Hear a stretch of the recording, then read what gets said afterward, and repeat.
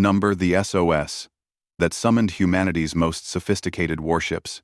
The bridge of the UEDF Indomitable hummed with quiet efficiency as it cut through the darkness of space. Captain Ji-won Kim sat in her command chair, watching the stars streak past on the main view screen. Her ship was one of humanity's most advanced warships, a T-Tangent-class dreadnought that made other species nervous whenever it appeared in their space. She didn't mind. Fear kept people honest. "Captain, I'm picking up something strange," said Minji Lee from the communications station. The young officer's fingers danced across her console, her face illuminated by the blue glow of her screens. "It's a distress signal. Very faint, but definitely there." Ji-won leaned forward. "Put it through." Static filled the bridge for a moment. Then a voice emerged. It was weak, trembling with fear and desperation. "To any who can hear this, we are dying. They came from nowhere. They're burning our cities. They're taking our children." The signal cut out, replaced by the cold silence of space. Hyun Park, the tactical officer, was already working his station. "Signal originated from Velis Prime. That's a Velan colony world, Captain. 3 days away, at maximum velocity. The Velans?" Ji-won knew about them. Peaceful amphibian beings who spent their time studying ancient texts and debating philosophy. They had no military, no weapons, no way to defend themselves. Ji-won. They were exactly the kind of target that raiders loved. "Who's attacking them?" "Scanning the signal for embedded data," Hyun said. His screen flickered with information. "Got it. Krathic Dominion. Looks like a full raiding fleet." Daeho Choi, the weapons specialist, cursed under his breath. "The Krathic are slavers. If they're taking Velan children, we know why. The young ones are valuable in the illegal trade markets." Ji-won felt something cold settle in her stomach. She had seen Krathic handiwork before. They were brutal, efficient, and completely without mercy. They picked targets carefully, always choosing worlds that were far from any major military presence. Worlds that no one would defend. "Minji, try to respond to the signal," Ji-won ordered. "Let them know help is coming." "Already tried, Captain. The signal is on repeat. It's automatic now. I don't think anyone is left at the transmission point to receive messages." The bridge fell silent. Every officer knew what that meant. The Velans had sent their cry for help and then died at their posts, hoping someone would hear. "Captain, we're 3 days out," Hyun said quietly. "By the time we arrive." "I know," Ji-won said. "But we're going anyway. Set course for Velis Prime, maximum velocity, and get me Captain Taejin Ro on the Reckoning and Captain Suman Han on the Absolute. They're patrolling nearby sectors. Tell them we need them." Hyun nodded and began working his console. Within minutes, 2 faces appeared on split screens. Taejin looked calm as always, his gray hair and weathered face showing decades of military service. Suman was younger, sharp-eyed and intense. "I heard the signal," Taejin said without preamble. "The Krathic are hitting them hard," Ji-won confirmed. "We're 3 days out. I need your ships." Suman frowned. "The Galactic Council won't like this. Velis Prime isn't in human-protected space. We'd be intervening in what they'll call an internal matter. Then the Council can file a complaint after we save those people," Ji-won said flatly. "Are you with me, or not?" Both captains smiled. "Setting course now," Taejin said. "The Reckoning will be right behind you." "Tae. The Absolute is on the way," Suman added. "Let's show these Krathic why they should have chosen a different target." The screens went dark. Ji-won sat back in her chair, feeling the ship accelerate beneath her. The Indomitable's quantum drives engaged with a deep thrumming that vibrated through the deck plates. 3 days. They had 3 days to reach Velis Prime. "Captain, I'm intercepting Krathic military communications," Minji said. "Should I put them through?" "Do it." A harsh, guttural voice filled the bridge. speaking in the Krathic language that the ship's computer automatically translated. War Master Throck, to all raiding vessels. Excellent work. We've loaded 15,000 Velans into the cargo holds. Continue sweeping the southern continent. Kill anyone who resists. Take the young ones alive. Another voice responded, this one sounding uncertain. War Master. The Velans sent a distress signal before we destroyed their communications array. What if someone responds? War. War. War. War. War. War. Throck laughed, a sound like rocks grinding together. Who would respond? The pathetic Galactic Council? They'll debate for months while we're long gone. The humans? They're 3 days away at least. And they've gone soft since joining the Council. They're merchants now, not warriors. By the time anyone arrives, we'll have stripped this world clean and be halfway home. But War Master, human ships, are just big and expensive. Throck snapped. I'm tired of hearing about human ships. Yes, they're large. Yes, they're advanced, but they're crewed by a species that hasn't fought a real war in decades. They've forgotten what it means to be soldiers. Now, stop questioning me and get back to work. I want this planet empty in 2 days. The communication ended. Jiwan looked around her bridge. Every officer wore the same expression she felt on her own face. Cold anger. They think we've gone soft. Deho said quietly. They're about to learn differently. Jiwan replied. She stood up and walked to the view screen, staring at the stars rushing past. Somewhere out there, 3 days away, people were dying. Children were being torn from their parents. A peaceful species was being destroyed by raiders who thought no one would care. Hyun, prepare a message for transmission on all Krathic military frequencies. Time it to arrive exactly when we drop out of quantum drive at Velis Prime. What should it say, Captain? Jiwan thought for a moment. Tell them this. You were wrong about us. That's all? That's all they need to know. She returned to her chair. And prepare the ship for combat operations. When we arrive, I want every weapon system ready. Every fighter fueled. Every marine equipped. The Krathic think, we're soft. Let's educate them. The bridge crew moved with renewed purpose. The Indomitable raced through space, followed by her sister ships. Behind them, Earth received word of their mission. Admiral Donghyun Kwon would face angry council members demanding humanity stand down. He would ignore them. On Velis Prime, the slaughter continued.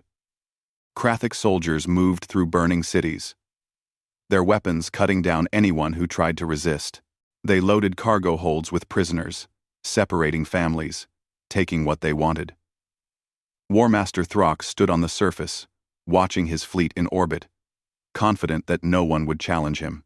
He had 41 ships, more than enough to handle any threat. He was about to discover that numbers meant nothing when facing humanity's most sophisticated warships.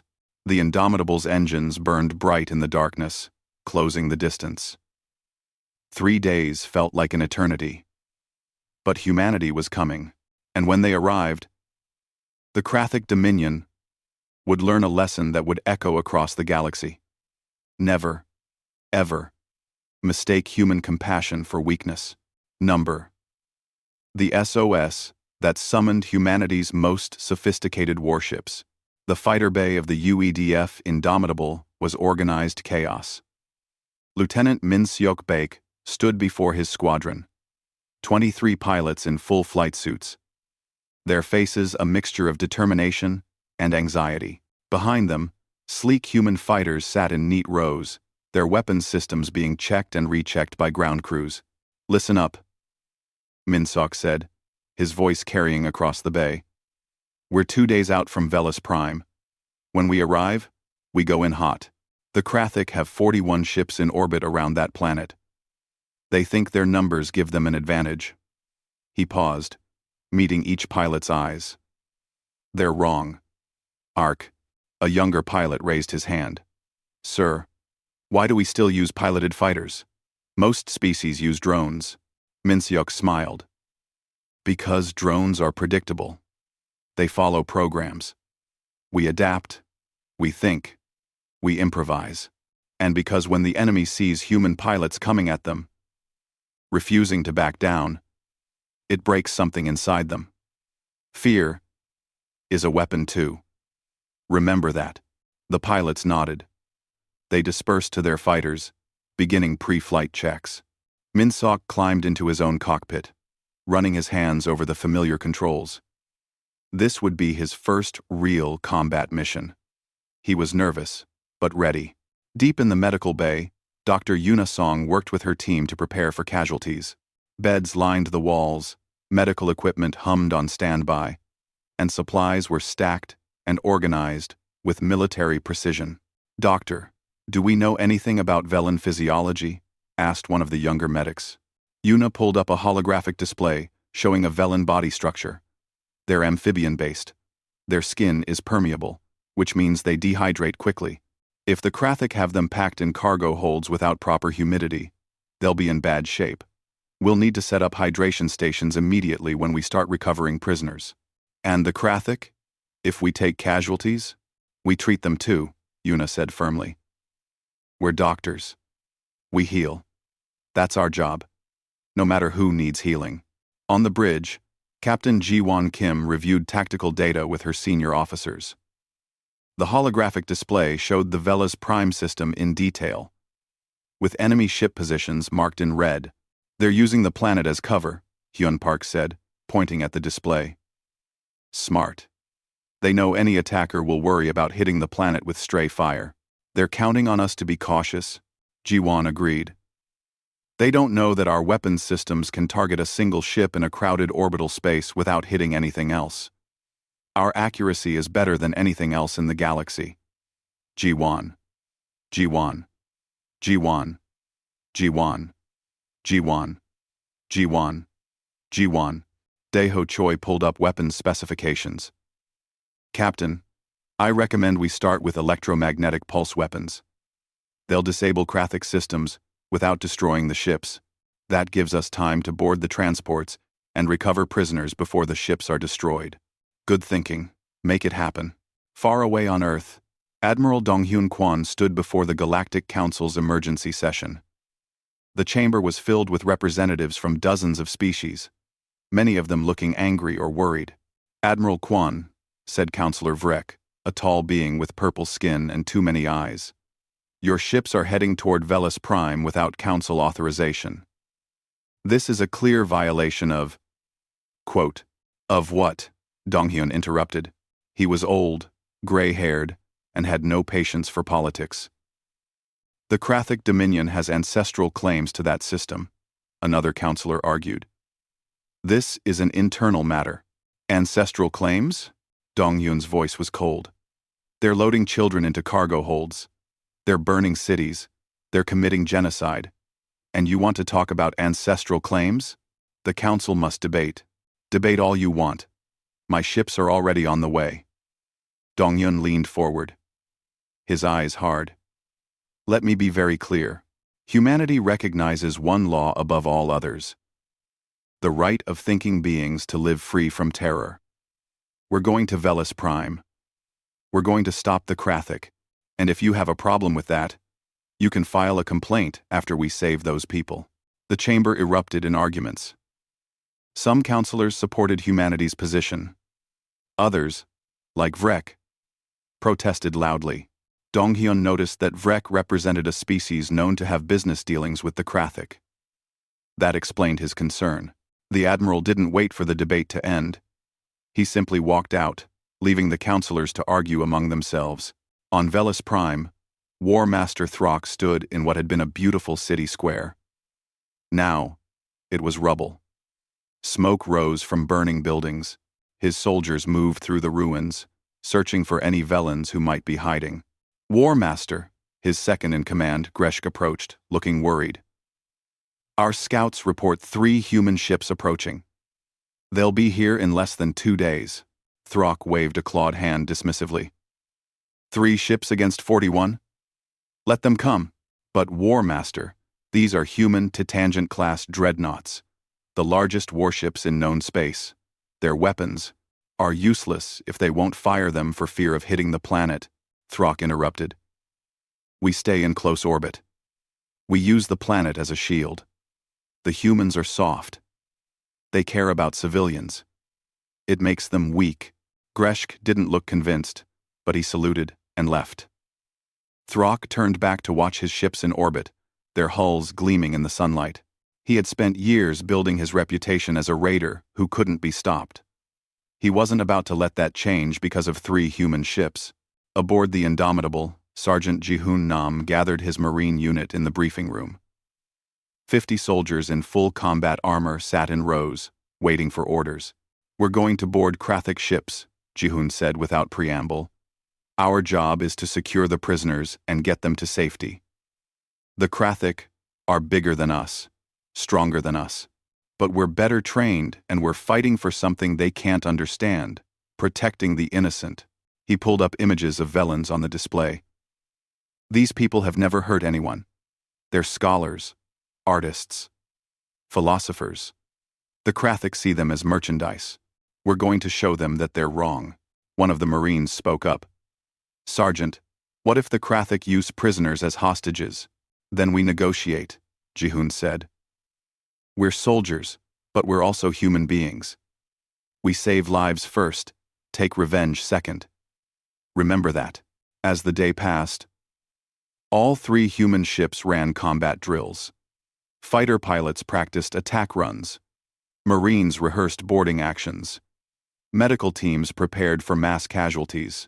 Engineers checked every system twice, then checked again.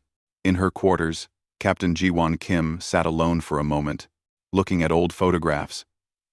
Her parents, both of them veterans of humanity's early space conflicts. They had taught her that strength meant nothing without the will to use it for good. She thought about the Velan distress signal, playing over and over on automatic, because everyone at the transmission station was dead. She thought about children being loaded into cargo holds, crying for parents they would never see again. The Krathik thought humanity had gone soft. They thought peace had made humans weak. They were about to learn the truth. Humanity hadn't abandoned its warrior spirit. They had simply learned to focus it, to use it only when necessary, to make every action count. And when humans decided to fight, they didn't fight halfway. Ji-won stood and returned to the bridge. How long until we arrive? 36 hours, Captain, Hyun reported. Good. Send a message to all hands. Tell them to get some rest. When we arrive at Velas Prime, I want everyone sharp and ready. She paused. And Minji, prepare that transmission we discussed. The one for the Krathik. Already done, Captain. It will broadcast the moment we drop out of quantum drive. Perfect. Ji-won looked at the view screen, watching the stars. The Krathik are about to get a lesson in human warfare. Let's make sure they never forget it. The 3 warships continued their journey through space, closing the distance to Velas Prime with every passing second. Number. The SOS that summoned humanity's most sophisticated warships. The moment the human ships dropped out of quantum drive at the edge of the Velas Prime system, every alarm on every Krathik vessel started screaming at once. War Master Throck stared at his tactical display in disbelief. 3 massive contacts had appeared on his sensors, and they were accelerating toward the planet at speeds that shouldn't be possible for ships that size. How fast are they moving? He demanded. They're at 0.7 light speed and still accelerating, his sensor officer stammered. War Master, those are capital ships. They shouldn't be able to move like that. All ships, combat positions. Throck ordered. Prepare to engage. His fleet scrambled to respond, but the Krathik raiders weren't used to fighting real warships. They were used to bullying defenseless colonies. Now they faced something completely different. On the bridge of the Indomitable, Captain Ji-won Kim watched her tactical display with cold satisfaction. The Krathik fleet was in disarray, their formation breaking apart as they tried to respond to threats from 3 different directions. Minji, broadcast our message now, Ji-won ordered. Across every Krathic military frequency, a simple message appeared. You were wrong about us. Target the ships furthest from the planet first. Jiwan continued. Deho, you have weapons free. Show them what human engineering can do. The Indomitable's railguns fired first. Unlike energy weapons that most species used, human railguns fired solid projectiles accelerated to incredible speeds. The tungsten penetrators moved so fast they were invisible, crossing the distance to their targets in seconds. 3 Krathic cruisers simply exploded, their shields useless against projectiles moving at such velocity. Direct hits, Deho reported, his voice calm despite the destruction displayed on screen. Reloading. From the Reckoning, Captain Taejin Ro launched the next wave of attacks. Missiles streamed from his ship's launch tubes, hundreds of them, each one guided by quantum-locked targeting systems that made them impossible to jam or deceive. The missiles wove through space like a swarm of angry insects, dodging Krathic defensive fire, splitting up to hit different targets. 15 Krathic ships took direct hits in the first minute of combat. Captain Suman, you're up, Jiwan said into the communication channel. The Absolute had circled around the planet, using its incredible speed to reach the far side. Now it deployed humanity's newest weapon, directed electromagnetic pulse generators. Unlike traditional EMPs that spread in all directions, these were focused beams that could disable a ship's electronics without affecting anything else. Blue energy lanced out from the Absolute, touching one Krathic transport after another. Their engines died. Their weapons powered down. Their life support switched to emergency backup. The ships were completely helpless but intact, their Velen prisoners still alive inside. Transports disabled, Suman reported. Ready for boarding teams. War Master Throck watched in horror as his fleet fell apart. In less than 5 minutes, more than half his ships were destroyed or disabled. He had never seen anything like this. The human ships moved like fighters but hit like battle stations. Their weapons were impossibly accurate, and they showed no hesitation, no mercy. All ships, target the planet, he screamed. Fire on the surface. Make the humans choose between attacking us and protecting civilians. It was his last, desperate gamble. On the Indomitable, Hyun Park's face went pale. Captain, the Krathic ships are charging weapons. They're targeting population centers on the planet. Jiwan had expected this. Desperate enemies always made desperate moves. Sumin, deploy the shield. Already on it, Captain Sumin Han responded, the Absolute's most advanced system activated. A shimmering energy field spread out from the ship, growing larger and larger until it wrapped around the entire planet like a protective bubble. It was experimental technology, barely tested, consuming enormous amounts of power. The Krathic fired their weapons. Energy beams and missiles struck the shield and simply dissipated, absorbed by the field. Not a single shot reached the surface. Shield holding at 93%, Suman reported. But I can't maintain this forever. We're burning through power reserves fast. You won't need to hold it long, Jiwan said quietly. Then, louder. All ships. The Krathic just tried to murder civilians. No more restraint. Take them all down. The 3 human warships unleashed their full firepower. The Indomitable's railguns fired continuously, each shot destroying a Krathic vessel. The Reckoning's missile swarms overwhelmed defensive systems. The Absolute, even while maintaining the planetary shield, fired precision energy beams that cut Krathic ships in half. In the fighter bay, Lieutenant Min Seok Baek launched with his squadron. Gold Squadron, follow my lead. We're going after those transport ships. Stay sharp and watch for defensive fire. The human fighters streaked into space, their pilots ready for combat. But there was barely any resistance. The Krathic fleet was too busy trying to survive the capital ship's assault to worry about fighters. Min Seok targeted a transport ship that was trying to run.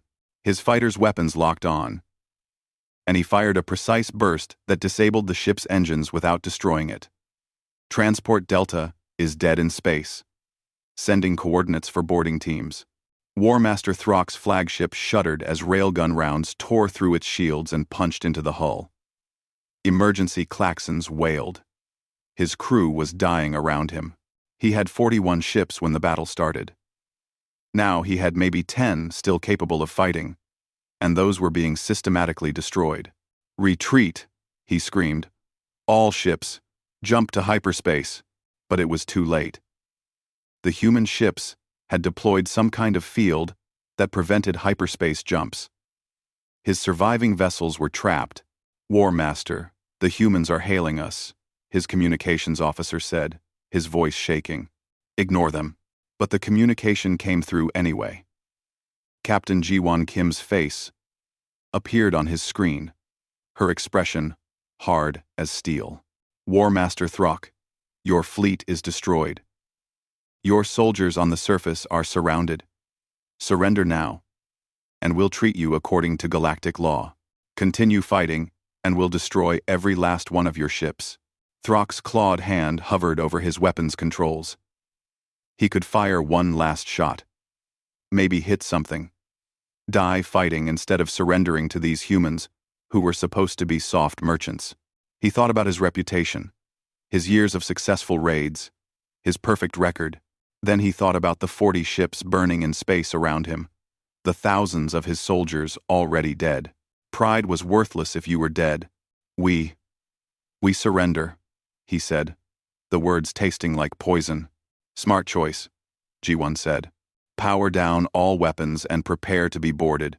Aboard the Indomitable, Sergeant Ji-hoon Nam and his Marines were already loading into boarding craft.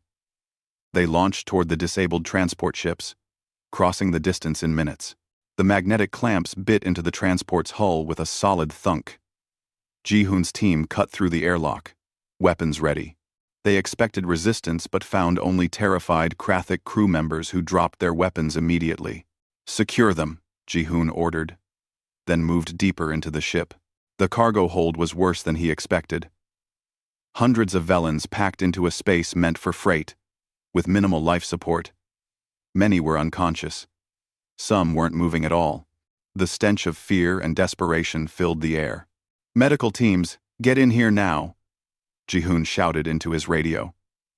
He removed his helmet and approached the nearest Velan, a small one, probably a child. Its skin was dry and cracked, its eyes unfocused. "It's okay," Ji-hoon said softly. "You're safe now. We're here to help." Dr. Yuna Song rushed in with her medics, already scanning the Velans with portable medical devices. "Severe dehydration across the board. Some have broken bones. Get hydration packs on the worst cases first, then we start moving them to the ships." More Marines boarded other transports, finding similar scenes of suffering. But they also found living Velans, thousands of them, who had survived long enough for rescue to arrive. In space, the last of the Krathic fighting ships was disabled. The battle had lasted less than an hour. 41 Krathic vessels destroyed or captured. 0 human casualties. Captain Ji-won Kim stood and addressed her crew. "Well done, everyone. But our work isn't finished. We have thousands of prisoners to treat and return to their homes. Let's get to it." As the human ships began recovery operations, the galaxy watched. Surveillance drones had captured everything. The speed, the precision, the overwhelming force of the human response. And species across known space began to understand. Humanity might prefer peace, but they had never forgotten how to wage war. Number, the SOS, that summoned humanity's most sophisticated warships. The medical bay of the Indomitable was filled beyond capacity. Dr. Yuna Song moved from bed to bed, treating Velans who were dehydrated, injured, and traumatized. Her team worked without stopping, setting up additional beds in the hallways when they ran out of space. "Doctor, we have another transport full of prisoners ready for transfer," a young medic called out. "Bring them in." "Set up the hydration stations in Cargo Bay 3, if we're out of room here," Yuna replied, not looking up from the Velan she was treating. The amphibian being's skin was cracked and dry, its breathing shallow. She carefully administered fluids directly into its system through specialized injectors. The Velen's eyes opened slowly. "We came because you asked," Yuna said gently. "Now rest. You're safe." On the planet's surface, Lieutenant Minsok Bake's fighter circled above a burning city. His sensors detected Krathic soldiers trying to reach their grounded transport ships, but human marines had already surrounded them. "This is Gold Leader to ground forces. I have visual on approximately 50 Krathic soldiers moving toward your position from the east." "Copy that, Gold Leader. We see them." Sergeant Ji-hoon Nam's voice came through clearly. "They're waving white flags. Confirmed. They're surrendering." Minsok watched as the Krathic soldiers dropped their weapons and raised their hands. The human marines moved in carefully. Weapons ready, but not firing. Even now, even after everything the Krathic had done, the humans followed proper rules of war. On the ground, Ji-hoon approached the Krathic commander, a scarred veteran who looked defeated and exhausted. "You and your soldiers will be treated fairly according to galactic law," Ji-hoon said. "But you'll answer for what you did here." The Krathic commander said nothing, just nodded slowly. Behind the Marines, Velen civilians began emerging from hiding. They had spent days in underground shelters, listening to the sounds of destruction above. Now they climbed out into the daylight, blinking in the sun, hardly believing they had survived. An elderly Velen approached Ji-hoon cautiously. Its skin was pale, blue-green. Its large eyes filled with tears. "You are the humans? The ones who answered our call?" "Yes, sir. We're here to help. But we are nothing to you. We have no resources you need, no technology to trade. Why would you risk your lives for us?" Ji-hoon looked at the old Velen, then at the destroyed city around them, then back. "Because you asked for help? That's reason enough." The Velen began to cry, and other Velens gathered around. Word spread quickly through the survivors. The humans had come. The impossible had happened. They were saved. Far away, in the halls of the Galactic Council, the mood was very different. Councillor Vrek stood before the assembled representatives, his face twisted with anger. The humans acted without authorization. They attacked Krathic vessels in a disputed system. This is an act of war. Admiral Donghyun Kwan stepped forward calmly. The humans responded to a distress signal from a species being massacred. "We found thousands of Velen civilians packed into cargo holds, like merchandise. We found cities burned, children stolen. And you call our response an act of war? The Krathic have rights under galactic law. Do they?" Donghyun's voice was cold. "Show me the law that says you can burn cities. Show me the law that says you can steal children and sell them. Show me that law, Counselor, and I'll apologize for breaking it." Awfully. The chamber fell silent. Many counselors looked uncomfortable. They had known about Krathic raids for years and done nothing. Another counselor, a small being with green fur, spoke up. "Admiral, humanity's actions were aggressive. Your ships destroyed 41 Krathic vessels in less than an hour. Many species are concerned about your military capabilities." "Good," Donghyun said bluntly. "They should be concerned. They should be concerned that if they prey on the weak, humanity will respond. They should be concerned that we have the capability and the will to stop atrocities. If that makes you nervous, then maybe you should reconsider your own actions." He pulled up a holographic display showing footage from the battle.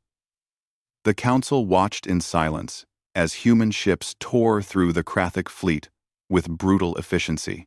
Then the display switched to show human marines sharing rations with rescued Velen children, medics treating injured prisoners, engineers already beginning to repair damaged cities. "This is who we are," Donghyun said. "We have the strength to destroy, but we choose to protect.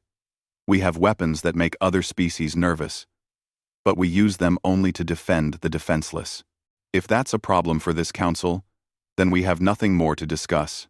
He turned and walked out again, leaving the counselors to debate among themselves.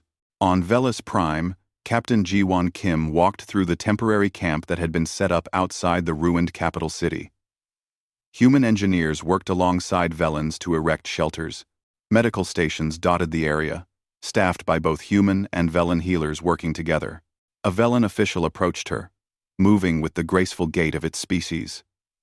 "Captain Kim, I am Elder Pelax, leader of the Velan Council.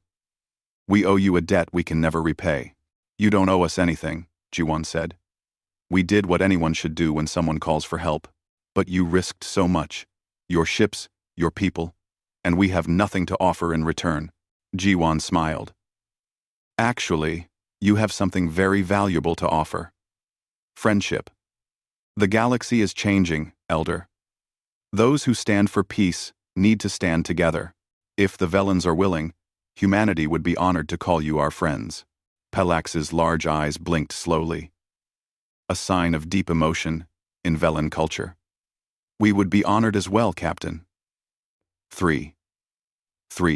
Across the planet, recovery efforts continued. Human dropships brought supplies from orbit. Marines worked to clear rubble and search for survivors. Fighter pilots continued patrols to ensure no Krathic reinforcements arrived. In the Indomitable's brig, War Master Throck sat in a cell, his hands bound. He stared at the wall, his mind replaying the battle over and over. He had been so confident. 41 ships against 3. Superior numbers. The planet as a shield. Every advantage. And the humans had destroyed his fleet in less than an hour. A human guard stood outside his cell, young and professional. Throck spoke to him, in broken standard. "How? How did you move so fast? How were your weapons so accurate?" The guard looked at him. "Because we train harder than you. We build better than you. And we fight for something more than profit. That's the difference." Throck had no response to that. Back on Earth, Admiral Dong-hyun received reports from across the sector. The news of the battle had spread rapidly. 17 different species had sent formal requests for meetings with human representatives. Some wanted defense agreements. Others wanted to trade for human technology. All of them had watched humanity's response to the Velan distress signal and drawn conclusions. Humanity was strong, humanity was capable, and most importantly, humanity could be trusted to do the right thing. But not everyone was pleased. In the capital of the Krathic Dominion, Supreme War Master Velkor met with his generals. They watched footage of the battle, their faces grave. "We have underestimated the humans," Velkor said quietly. "This changes everything. War Master Throck was our best raider, and his fleet was crushed. What do we do now?" One general suggested immediate retaliation. Another proposed opening negotiations.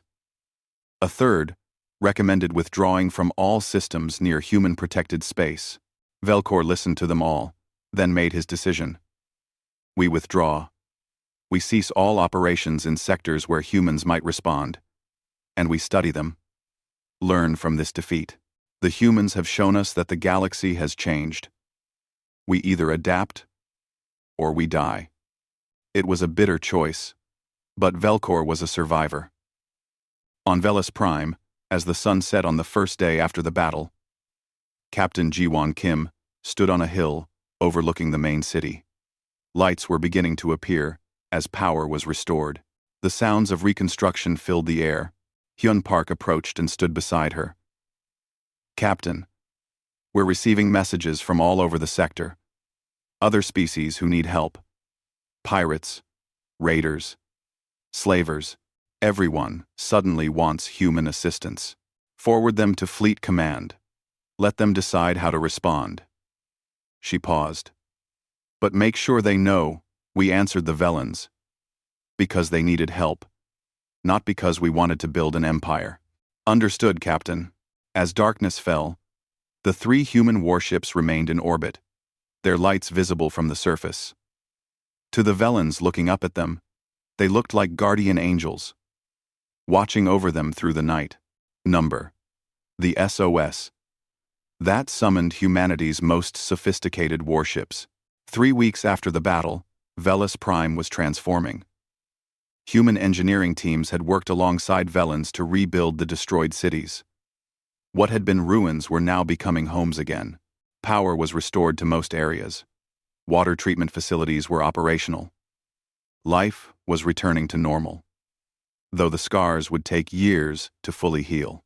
In the temporary council building, Elder Pelax stood before Captain Jiwon Kim. Around them, other Velan officials gathered, their faces showing gratitude and respect.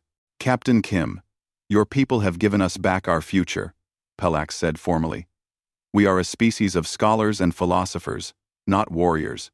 We have nothing material to offer in repayment, but we offer you something we have never offered another species: complete friendship and trust." Jiwon bowed slightly. "We're honored, Elder. And we accept. The galaxy needs more friends and fewer enemies." "There is something else," Pelax continued. "We have considerable knowledge in fields that might interest humanity.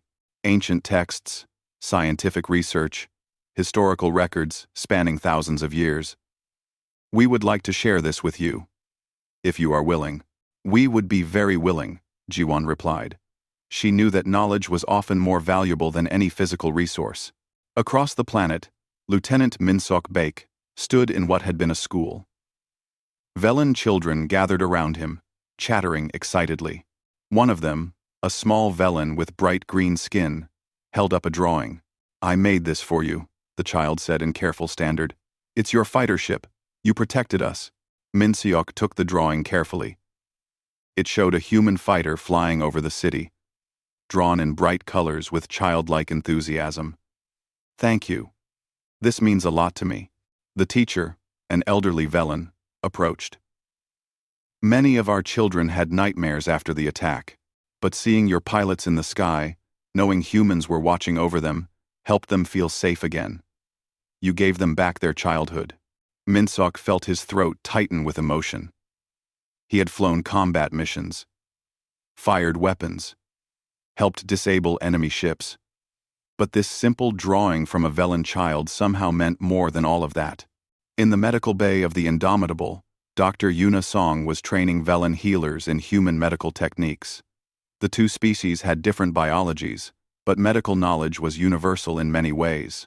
"The key is to treat the symptoms while addressing the underlying cause," Yuna explained to a group of attentive Velans.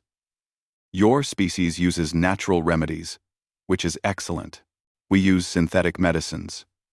By combining our knowledge, we can create better treatments for both our peoples." One of the Velan healers spoke up. "Dr. Song, why do you work so hard to help us? You've barely slept since you arrived." Yuna smiled tiredly. "Because that's what doctors do. We heal. We help. It doesn't matter if the patient is human, Velan, or any other species. Pain is pain. Suffering is suffering. And we have the ability to reduce both. So we must." The Velan healers looked at each other, then back at Yuna with new respect and understanding. On Earth, Admiral Donghyun Kwon reviewed reports in his office. The aftermath of the Velis Prime incident was rippling across the galaxy in ways he hadn't fully anticipated. 17 species had formally requested defense agreements with humanity. 12 more had requested trade negotiations. 5 species had applied to join a proposed coalition for peaceful species that would be protected by human military forces. But there were complications too. Several powerful species saw humanity's intervention as a threat to their own influence. The Krathic Dominion had withdrawn from all systems near human space, but they were rebuilding their fleet, and the Galactic Council was deeply divided over how to respond to humanity's actions. His assistant entered. "Admiral, you have a secure communication from Captain Kim." Jiwon's face appeared on the screen. "Admiral, I'm sending you something I think you should see. We've been receiving messages from across the sector. Distress signals, requests for help, species who've suffered under raiders and slavers for years, suddenly hoping that someone might actually respond. How many messages? 43 in the last week alone." Donghyun sat back in his chair. "We can't help everyone, Jiwon. We don't have the resources. I know. But we can help some. And maybe, if we help enough, others will start helping too. Maybe the galaxy will remember that strength should be used to protect, not to conquer. You're an optimist, Captain. Maybe, or maybe I just believe we can make a difference. After the call ended, Dong-Hyun stared at his desk for a long moment. Then he began drafting orders for additional fleet deployments. In the Krathic capital, Supreme War Master Velkor received reports from his spies. The humans weren't building more warships, but they were repositioning their existing fleet to cover more territory. They were forming alliances. They were establishing a network of protected worlds. They're not conquering, Velkor said thoughtfully. They're protecting, building influence through trust rather than fear. His advisor looked confused. Is that not weakness, Supreme War Master? No, it's the opposite. Fear only works until someone stronger comes along. But trust, loyalty, those are bonds that last. The humans are building something that will outlast any empire based on force. So, what do we do? Velkor was quiet for a long time. We adapt. We stop raiding systems near human allies. We focus on other areas. And we watch. The humans have changed the game. We need to understand the new rules before we play again. Back on Veles Prime, Sergeant Ji-hoon Nam oversaw the training of a new Velan security force. They would never be warriors like humans, but they could learn to defend themselves. The key is not to panic, Ji-hoon explained to a group of Velans who looked uncomfortable holding weapons. You don't need to be the strongest or the fastest. You just need to be prepared and work together. One Velan, younger than the others, spoke up. Sergeant Nam, how do you balance being a soldier with being a good person? Don't the two conflict? Ji-hoon thought about that. Being a soldier means having the ability to use force. Being a good person means only using that force when necessary, and only to protect.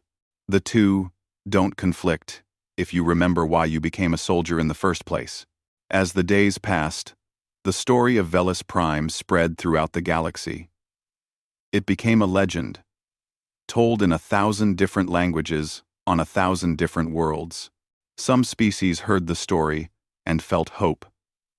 Others heard it and felt fear. But everyone heard it. And everyone understood the message. Humanity would answer distress calls. Humanity would protect the weak. And humanity had the power to back up those promises. 6 months after the battle, Captain Ji-won Kim stood on the bridge of the Indomitable as it prepared to leave Veles Prime. The planet below was healed, its people safe, its future secure. Captain, we're receiving a transmission from the surface, Minji reported. Put it through. Thousands of Velan voices filled the bridge, singing in harmony. It was a traditional Velan song of gratitude and farewell, their way of thanking those who had helped them. The bridge crew listened in silence, moved by the beauty and emotion of the music. When the song ended, Ji-won spoke into the communication channel. Thank you, Veles Prime. It was our honor to help you. Stay safe, stay strong, and remember, you're not alone anymore. The Indomitable, along with the Reckoning and the Absolute, powered up their engines and began to move away from the planet. But they left behind something important: hope. In the years that followed, the Veles incident would be studied in military academies across the galaxy. Tacticians would analyze the battle, trying to understand how 3 ships defeated 41. Diplomats would study the aftermath, trying to understand how humanity built alliances through protection rather than conquest. But the most important legacy of Veles Prime wasn't military or political. It was a simple truth that spread across the stars. When someone sent a distress signal, humanity answered. And in a galaxy that had grown used to ignoring cries for help, that simple truth changed everything. On Veles Prime, in the rebuilt capital city, a monument was erected. It showed 3 human warships rendered in stone, rising toward the sky. At the base was an inscription in both Velan and human languages. They came when called. They left when finished. They asked for nothing but gave everything. This is the measure of true strength. Velen children would grow up playing around that monument, never quite understanding what it meant to live without protection. They would take for granted that when someone needed help, help would come. And perhaps that was the greatest gift humanity had given them. Not just survival, but the knowledge that they lived in a galaxy where someone cared. Far away, on the bridge of the Indomitable, Captain Ji-won Kim looked at the stars ahead. Her ship's course was set for another sector, another patrol route. Somewhere out there, someone might need help. And when they called, humanity would answer, because that's what they did. That's what they would always do. The distress signal that had summoned humanity's most sophisticated warships had done more than save one world. It had reminded the galaxy that strength without compassion was just brutality. But strength with compassion could change everything. And humanity, with their powerful warships and their determination to protect the innocent, had shown the galaxy what true strength looked like. The story of Velis Prime would echo across the stars for generations, a reminder that sometimes, when the universe seems dark and hopeless, someone answers the call. Sometimes, heroes are real.